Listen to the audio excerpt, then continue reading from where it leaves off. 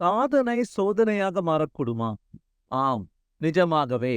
கவிஞர் ஜான் காக்டோ கூறுகிறார், தோல்வியை விட மோசமான வெற்றி என்றொன்றுள்ளது.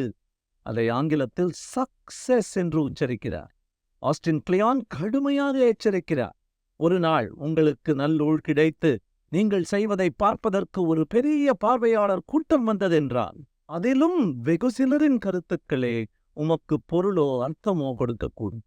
எனவே நீங்கள் இப்போதே அந்நபர்களை அடையாளம் கண்டு கொண்டு அவர்களுக்கு அன்பளிப்புகளை வழங்கலாம், வழங்கிக் கொண்டே இருக்கலாம்.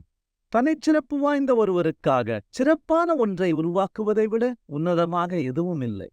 மறுபுறம் நீங்கள் வெறுக்கும் ஒன்று வெற்றிகரமாக மாறும்போது, அல்லது வெற்றியை துரத்திக் கொண்டிருக்கையில் பிடிக்காத ஒன்றை செய்ய ஆரம்பிக்கும் பொழுது, அபாயம், எச்சரிக்கை, நீங்கள் சக்சஸ் மண்டலத்திற்குள் நுழைகிறீர்கள்.